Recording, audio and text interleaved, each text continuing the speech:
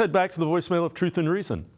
Hi, this is Rico. What makes me confused, but, very excited, is how can Flacco come off his couch and throw for over 500-plus yards in just 2 games? In the meantime, Watson is struggling just to reach 200 yards. Now, I know stats don't mean anything unless you win. And to be fair, Watson was 5-1 as a starting quarterback. But I'm just wondering, how is this possible? Is it the playing style of Flacco versus Watson? What am I missing here? Thanks. Go Browns.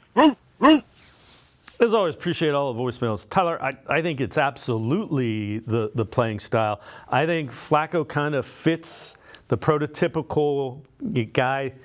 Kirk Cousins had success. It's a guy in the pocket that has the arm to throw.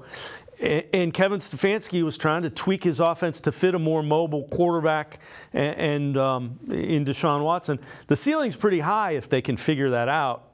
But right now, Joe Flacco looks awfully comfortable with what Kevin Stefanski needs him to do. Yeah, exactly. And it's different play styles for sure. Deshaun Watson is a guy that wants to use his legs to make plays, not necessarily running the football, but extending plays and getting receivers open off of plays that he is making with his legs. Joe Flacco is your typical pocket passer that really excels off of play action. We saw that on Sunday. Now, Joe Flacco also can do the bootlegs.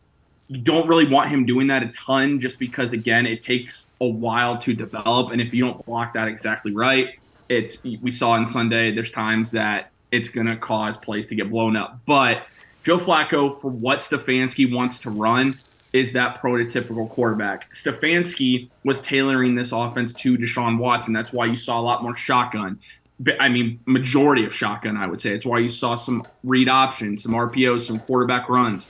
That's what Watson is comfortable with.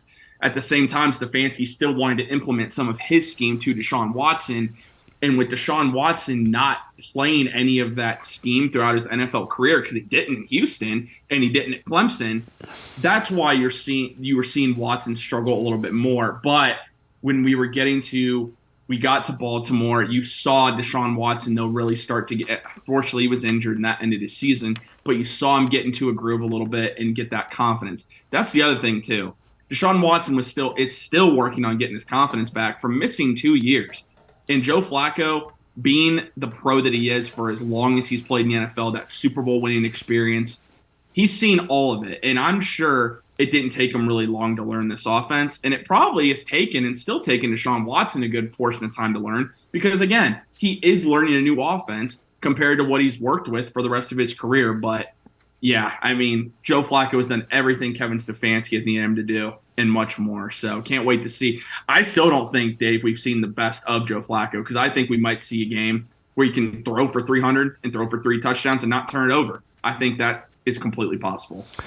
The other thing is, keep in mind, Deshaun Watson hasn't started.